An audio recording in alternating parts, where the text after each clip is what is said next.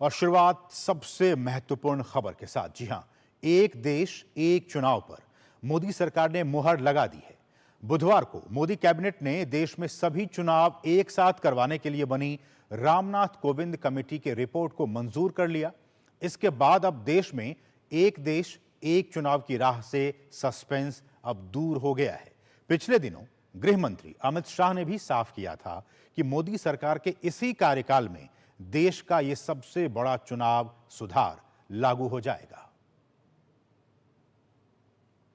प्रधानमंत्री नरेंद्र मोदी की अध्यक्षता में बुधवार को केंद्रीय मंत्रिमंडल की बैठक में वन नेशन वन इलेक्शन पर कोविंद कमेटी की सिफारिशों को मंजूरी दे दी गई। सरकार एक राष्ट्र एक चुनाव पर शीतकालीन सत्र में बिल लेकर आएगी। सूचना एवं प्रसारण मंत्री अश्विनी वैष्णव ने बैठक के बाद मीडिया को इसकी जानकारी दी। जो बहुत सारा खर्चा होता है इलेक्शंस के कारण वो न हो, बहुत सारा लॉ एंड ऑर्डर और क्रिमिनल जस्टिस सिस्टम जो बाधित हो जाता है, because policeman are totally deployed in maintaining the election law and order, वो सब जो बड़ा एक बहुत बड़ा एक डिसरप्शन रहता है वो ना हो। और एक तरीके से जो आज का यूथ है और आज का जो भारत है, जिसकी एक एस्पिरेशन है कि डेवलपमेंट तेजी से हो। अश्विनी वैष्णव ने यह भी बताया कि सरकार इससे संबंधित विधेयक लाने से पहले आम सहमति बनाने के लिए राजनीतिक दलों के साथ विस्तार से चर्चा करेगी। विपक्ष में भी उनके अंदर से आंतरिक दबाव बनने न लग जाए कहीं, क्योंकि देश में करीब 80% of the respondents who responded during the consultation process, 80% से ज़्यादा लोगों ने इसको बहुत पॉजिटिव सपोर्ट किया है, खासकर यूथ ने। Youth is very much in favour of it. गृह मंत्री अमित शाह ने एक राष्ट्र एक चुनाव की सिफारिशों को कैबिनेट द्वारा स्वीकार करने पर खुशी जताई। उन्होंने एक्स पर पोस्ट करते हुए लिखा कि प्रधानमंत्री नरेंद्र मोदी के नेतृत्व में भारत में परिवर्तनकारी सुधार हो रहे हैं। आज इस दिशा में भारत ने ऐतिहासिक चुनावी सुधारों की दिशा में एक बड़ा कदम उठाया है, क्योंकि केंद्रीय मंत्रिमंडल ने एक राष्ट्र एक चुनाव पर उच्च स्तरीय समिति की सिफारिशों को स्वीकार कर लिया है। ये स्वच्छ और वित्तीय रूप से कुशल चुनावों के माध्यम से हमारे लोकतंत्र को मजबूत करने और संसाधनों के अधिक उत्पादक आवंटन के माध्यम से आर्थिक विकास को गति देने की मोदी जी की दृढ़ इच्छा शक्ति को दर्शाता है। सरकार और सरकार की सहयोगी पार्टियों ने जहां इस फैसले की सराहना की, तो वहीं विपक्षी दलों ने भी इसको लेकर अपनी प्रतिक्रियाएं दी हैं। देश के लॉ एंड ऑर्डर के लिए जरूरी है, क्योंकि 2-3 महीने सारे फोर्स वहां लग जाते हैं। ये देश के प्रगति के लिए जरूरी है। और 1967 के पहले तो खड़गे बताएं ना, राहुल बताएं कि एक देश एक इलेक्शन होता था कि नहीं होता था। चुनाव के खर्च का जो भीमकाय आकार है उसको काफी हद तक नियंत्रित किया जा सकेगा। वन नेशन वन इलेक्शन को लागू करने से पहले सभी विपक्षी पार्टियों को और सभी प्रदेश के मुख्यमंत्री या पूर्व मुख्यमंत्रियों की एक बैठक आहूत होनी चाहिए। ये नहीं चलने वाला है डेमोक्रेसी में। ये डेमोक्रेसी को टिकाना है तो जब जब चाहिए तब इलेक्शन करना पड़ेगा। वहीं बसपा सुप्रीमो मायावती ने कैबिनेट के इस फैसले का समर्थन किया है। अपने एक्स संदेश में मायावती ने कहा कि एक देश एक चुनाव की व्यवस्था के तहत देश में लोकसभा, विधानसभा और स्थानीय निकाय का चुनाव एक साथ कराने वाले प्रस्ताव को केंद्रीय कैबिनेट द्वारा आज दी गई मंजूरी पर हमारी पार्टी का स्टैंड सकारात्मक है, लेकिन इसका उद्देश्य देश व जनहित में होना जरूरी है। दरअसल कोविंद समिति का गठन 2 सितंबर 2023 को किया गया था। समिति ने 191 दिनों तक राजनीतिक दलों और विभिन्न हितधारकों के साथ चर्चा के बाद 18,626 पन्नों की रिपोर्ट तैयार की थी। 8 सदस्यीय समिति ने आम लोगों से भी इस पर राय आमंत्रित की थी। शैलेंद्र मिश्र के साथ ब्यूरो रिपोर्ट, डीडी न्यूज। और केंद्रीय कैबिनेट की बैठक में हुए फैसलों को पीएम मोदी ने महत्वपूर्ण बताते हुए सोशल मीडिया प्लेटफॉर्म एक्स पर लिखा कि मंत्रिमंडल ने एक साथ चुनाव संबंधी उच्च स्तरीय समिति की सिफारिशों को स्वीकार कर लिया है। मैं इस प्रयास का नेतृत्व करने और विभिन्न हितधारकों से परामर्श करने के लिए हमारे पूर्व राष्ट्रपति श्री रामनाथ कोविंद जी की सराहना करता हूं। ये हमारे लोकतंत्र को और अधिक जीवंत एवं सहभागी बनाने की दिशा में एक महत्वपूर्ण कदम है। तो प्रधानमंत्री ने इसकी तारीफ की है और इस फैसले को काफी महत्वपूर्ण बताया है।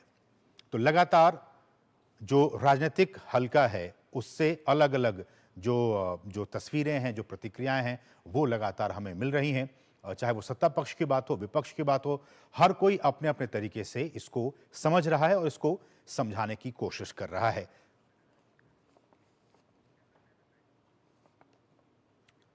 लेकिन सबसे बड़ा सवाल कि ये है क्या, और एक देश एक चुनाव में जो सिफारिश की गई रामनाथ कोविंद कमेटी की तरफ से, उन सिफारिशों पर मुझे लगता है कि एक बार निगाह डालने की जरूरत है कि वो क्या क्या उस रिपोर्ट में बातें कही गई हैं, जिस रिपोर्ट को अब कैबिनेट ने, सरकार ने मंजूर कर लिया है। ये देखिए, ये कमेटी पूर्व राष्ट्रपति रामनाथ कोविंद की अध्यक्षता वाली कमेटी की सिफारिशें अब जो कैबिनेट है उसने, सरकार ने मंजूर कर ली है। समिति का एक साथ चुनाव के लिए 2 चरणीय दृष्टिकोण का प्रस्ताव है। एक साथ चुनाव करने के लिए 2 चरणीय दृष्टिकोण, वो क्या है? तो सबसे पहले लोकसभा और राज्य विधानसभाओं के चुनाव एक साथ कराने को लेकर बातचीत की जा रही है। लोकसभा और राज्य विधानसभाओं के चुनाव एक साथ हो।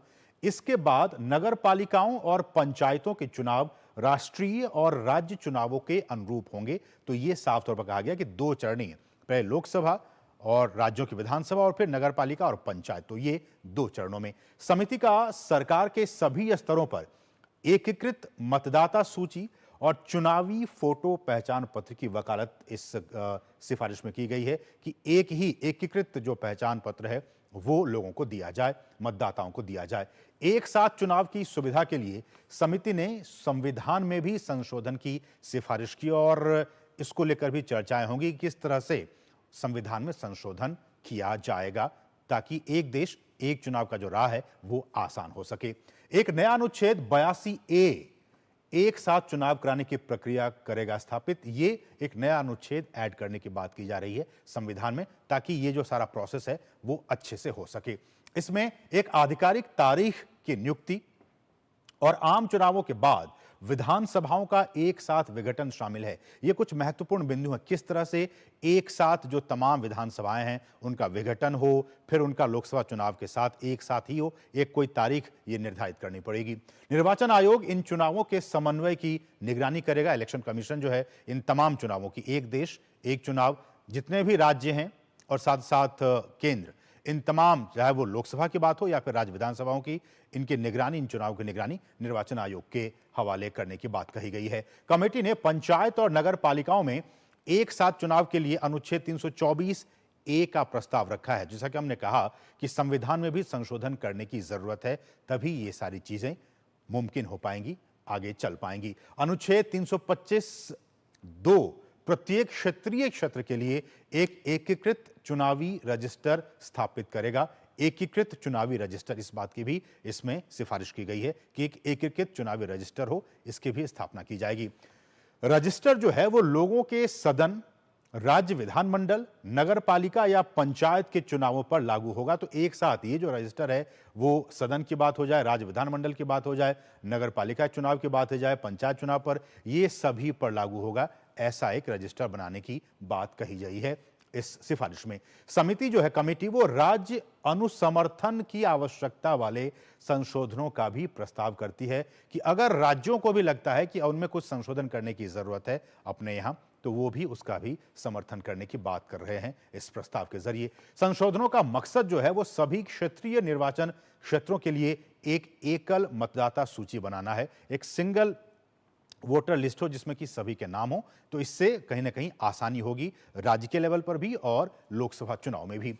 राज्य निर्वाचन आयोगों के परामर्श से तैयार की गई, राज्य के जो निर्वाचन आयोग हैं उनके सलाह से तैयार की गई केंद्रीकृत मतदाता सूची मौजूदा जो मतदाता सूची है उसकी जगह ले लेगी। तो आप समझ सकते हैं कि एक सेंट्रलाइज्ड वोटर लिस्ट होगी और उसके बाद से अभी जो लिस्ट है वो उसको हटा के रिप्लेस करके वो एक सेंट्रलाइज्ड, जिसमें कि सभी के नाम होंगे, सभी मतदाताओं के नाम होंगे और उसको रिप्लेस करने का काम करेगी। त्रिशंकु सदन या अविश्वास प्रस्ताव की स्थिति में अगर ऐसी स्थिति उत्पन्न होती है, ऐसे में नए सदन के गठन के लिए फिर से चुनाव हो सकते हैं।